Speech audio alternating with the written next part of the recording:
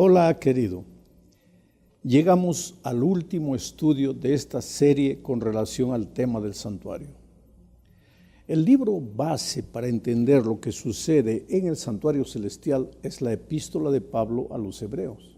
Ahora, si analizas con cuidado la epístola a los Hebreos, te vas a dar cuenta que no es una epístola teórica, porque el tema del santuario y el tema de la salvación tampoco son asuntos de teoría. Todo en la vida cristiana tiene implicaciones prácticas y con el tema del santuario no podría ser diferente. Por eso la epístola a los Hebreos tiene dos aspectos. El primero trata de mostrarnos la teoría de lo que sucede en el santuario, pero hay un segundo aspecto que tiene que ver con la vida práctica, quiere decir, cómo esa teoría ayuda a vivir la vida diaria en la calle, en la escuela, en el trabajo, en fin. Yo diría que ese tema es la fe andando en la calle, la fe viviendo la vida cristiana. El capítulo 11 de la epístola a los Hebreos, por ejemplo, es un compendio de vidas que vivieron la experiencia de la fe. No se quedaron solamente en la teoría. Allí en Hebreos 11 se dice, por ejemplo, por la fe Abraham hizo esto. Por la fe Enoc hizo aquello, en fin, hombres y mujeres que vivieron por la fe.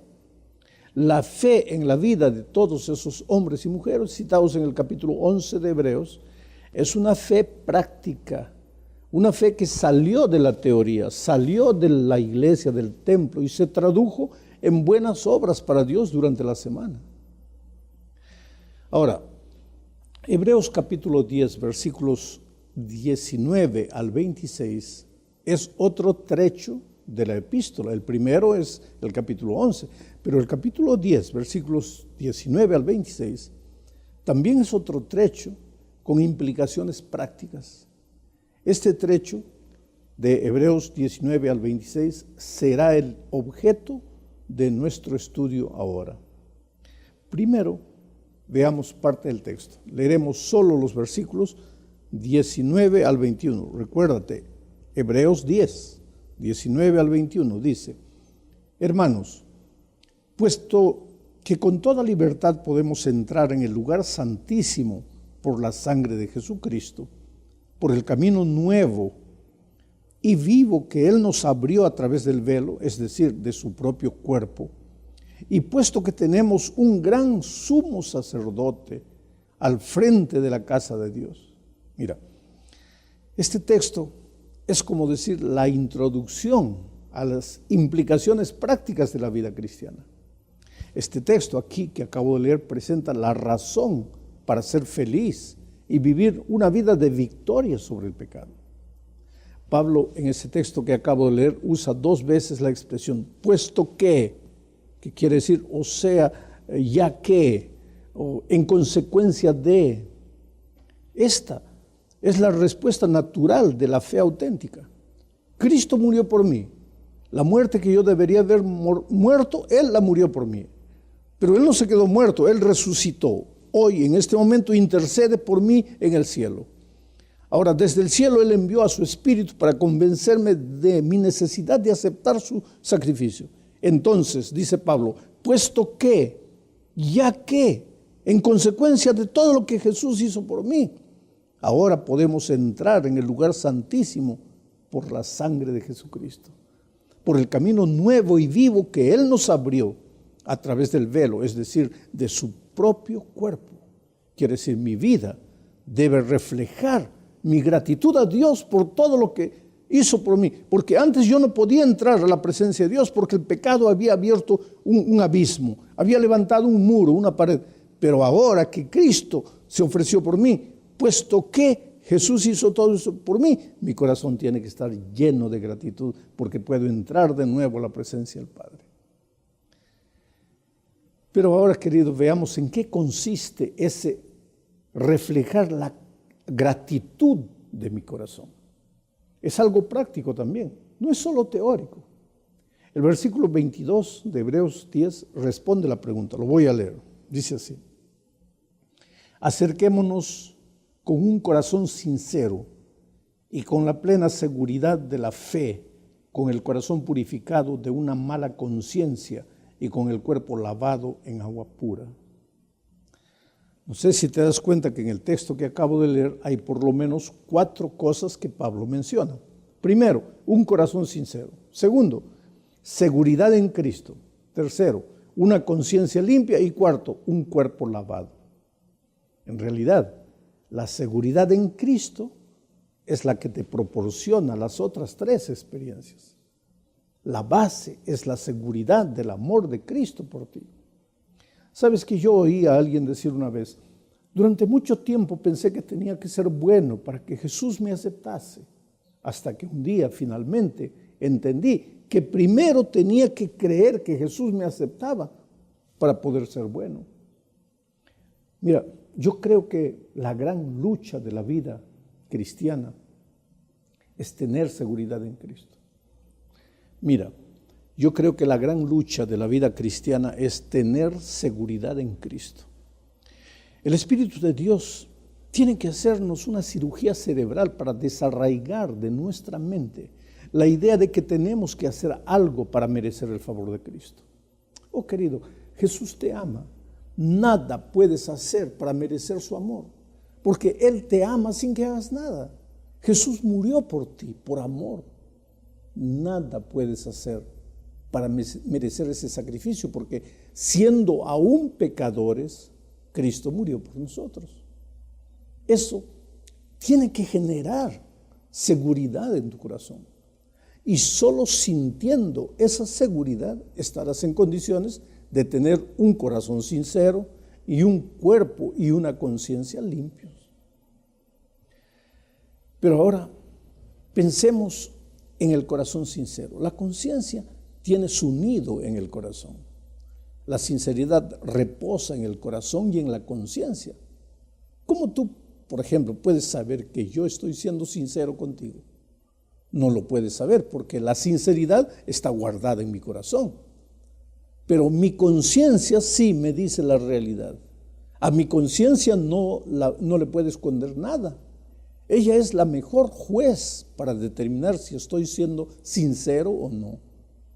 Pero si estoy siendo sincero, esa sinceridad se reflejará de manera natural en mis actos, en mi conducta, en mi cuerpo.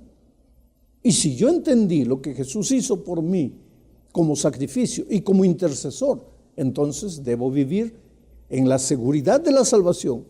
Y mi corazón y mi conciencia limpios se traducirán en buenas obras de mi cuerpo. Eso es lo que Pablo quiere decir. No hay cómo decir que estoy siendo sincero cuando mi conducta dice completamente lo contrario. La tercera parte de este estudio habla de la confianza que debe orientar la vida del cristiano. Confianza. Claro, si tenemos un Dios todopoderoso que nos ama y que por amor entregó a su propio Hijo como sacrificio por nuestros pecados, si ese Cristo resucitado intercede hoy por nosotros, ¿cómo podríamos vivir sin la confianza de la esperanza? Por eso el versículo 23, estamos estudiando el capítulo 10, recuérdate, el versículo 23 dice, mantengamos firme y sin fluctuar la esperanza que profesamos, porque fiel es el que prometió. A mí particularmente me impresiona la expresión fiel es el que prometió. Se refiere a Jesús. Mi confianza no puede estar depositada en mi buen comportamiento, ni en mi conducta intachable, ni en mi fuerza, ni en mi dominio propio, sino únicamente en Cristo. Tengo que construir en la roca de los siglos y no en la arena de las consecuciones humanas. Y era justamente esa una de las lecciones del santuario.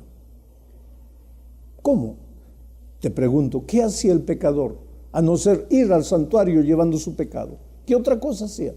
La oveja no le pertenecía, él no le había dado vida a la oveja. La sangre que se derramaba no era la suya, era de la oveja. Él no era el sacerdote que intercedía. Sus pecados eran transferidos, sus pecados no eran transferidos sobre él, al contrario, eran transferidos de él para la oveja. Entonces mi pregunta es, ¿qué hacía el pecador en su favor? Nada, porque todo era obra de Dios. La oveja era símbolo del Cordero de Dios que quita el pecado del mundo. La sangre era la sangre del Cordero de Dios.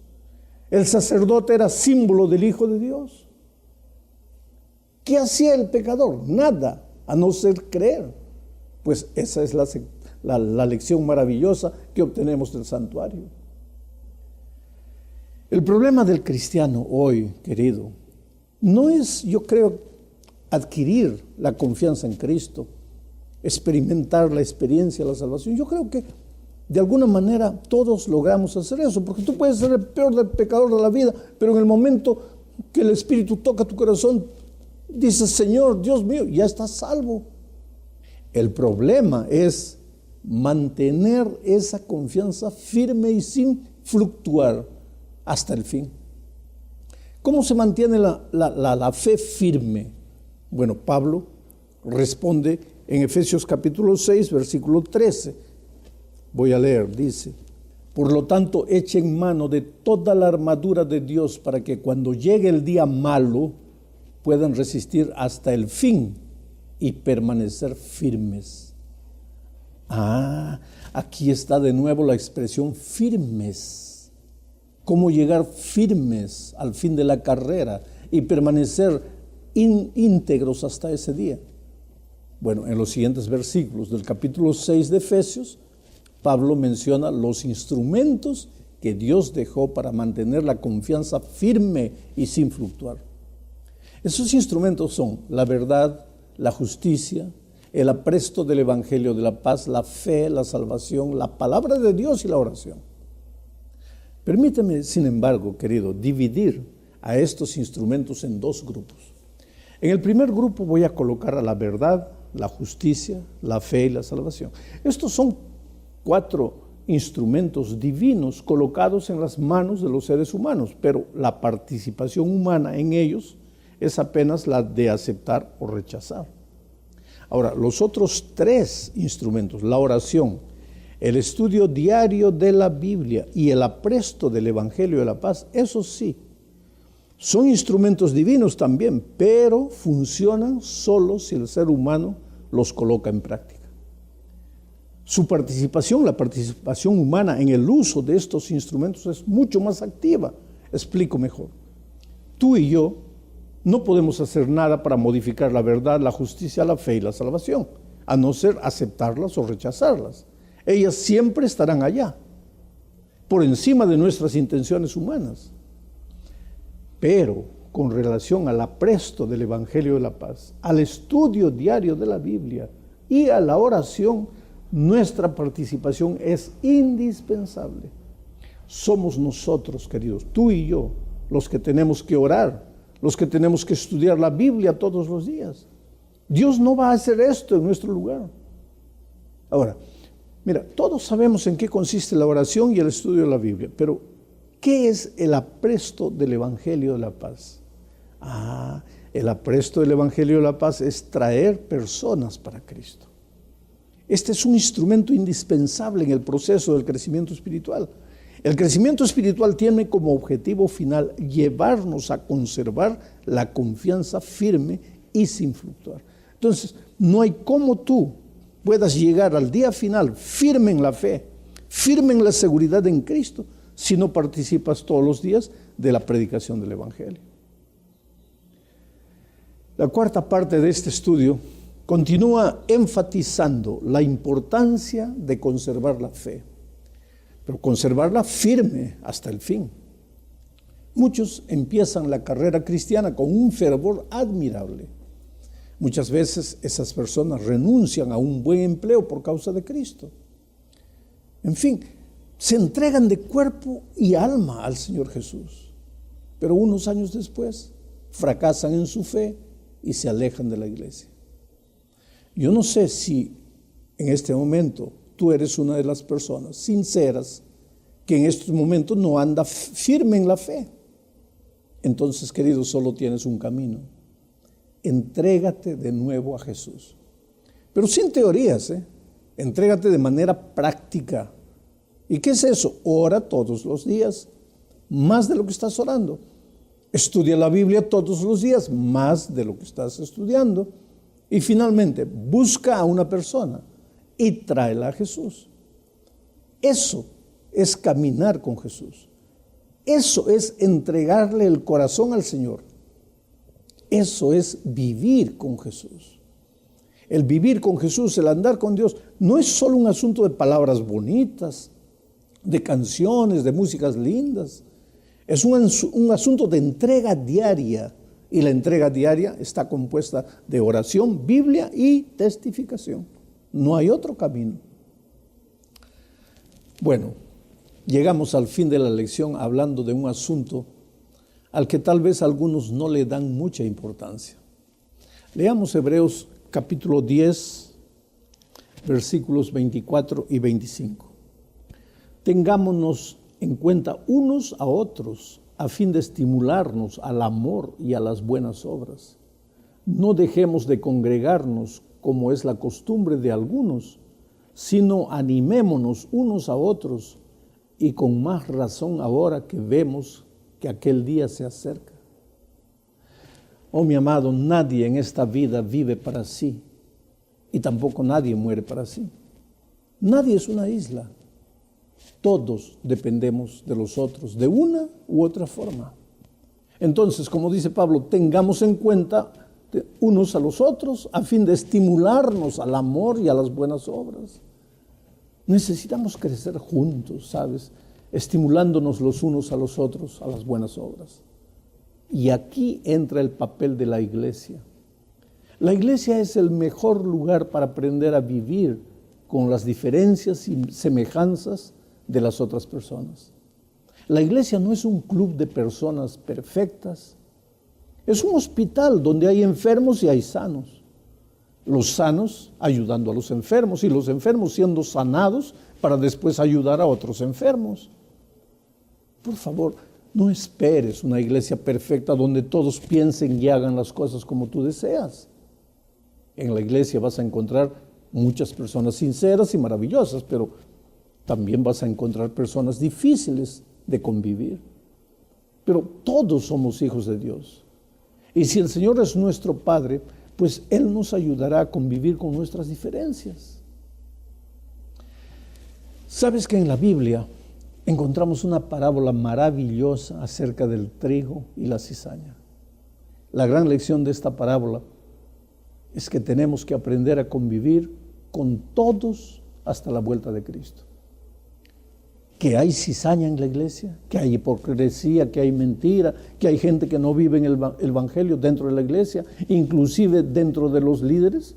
Claro que lo hay. Pero Jesús dice, no toques la cizaña. Deja que la cizaña crezca ahí en medio del trigo. Cuando finalmente Cristo aparezca en las nubes de los cielos, ahí Él va a separar trigo para un lado y cizaña para el otro.